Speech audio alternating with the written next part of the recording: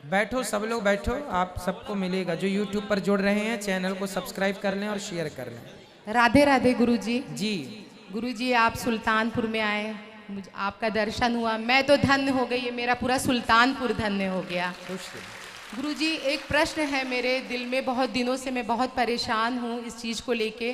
मेरा पटीदार थोड़ा बहुत बड़ा परिवार है मेरा, तो कभी घर में किसी का देह शांत हो जाता है तो मेरे पास लड्डू गोपाल जी हैं मेरे घर में, तो मैं बड़ी सौभाग्यशाली हूँ कि मुझे लड्डू गोपाल जी मेरे पास हैं। तो मैं, सब लोग बोलते हैं कि उनका भोग नहीं लगा सकते, मतलब 13 दिन घर अशुद्ध होता है तो भोग नहीं लगा सकते। तो मैं बड़ी अशांत रहती हूँ कि मैं उनका भोग नहीं लगा पाती हूँ, तो मैं बड़ी अशांत रहती हूँ।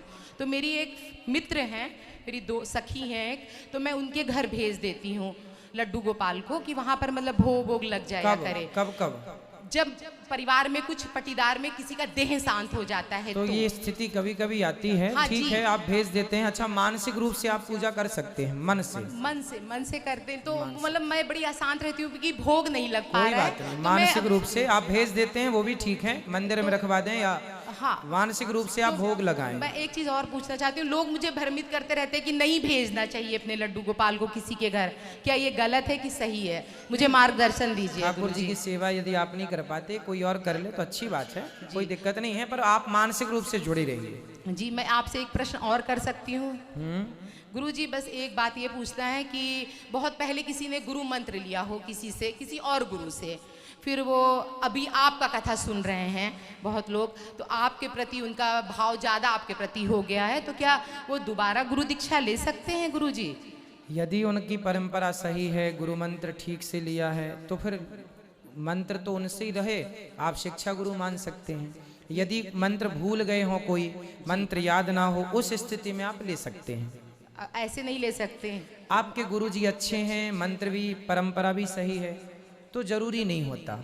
यदि आप मंत्र भूल गए हैं तो फिर आप ले सकते हैं। अच्छा अच्छा, ये किसी और का प्रश्न था, मैं वो बहुत देर से मेरे से बोल रखी थी मैंने आपसे। धन्यवाद गुरु जी, बहुत बहुत धन्यवाद। राधे राधे। खुश रहिए, खुश रहिए। जल्दी करना है। महाराज जी राधे राधे। महाराज जी, हमारा प्रश्न ये है कि जैसे शाम को जो संध्या की जाती है, अगर वो किसी कारणवश संध्या नहीं हो पाती है तो उसको किस प्रकार किया जाए, जैसे अगर घर से बाहर हैं। और दूसरा प्रश्न ये है कि जब हम लोग पूजा करने बैठते हैं तो उसमें अगर मन नहीं लगता है तो क्या केवल मुंह से श्री राम सीताराम का नाम निकलने से उसका पुण्य मिलता है या नहीं? मन नहीं लगता तो भी बैठो, तो भी अपना कर्म करो।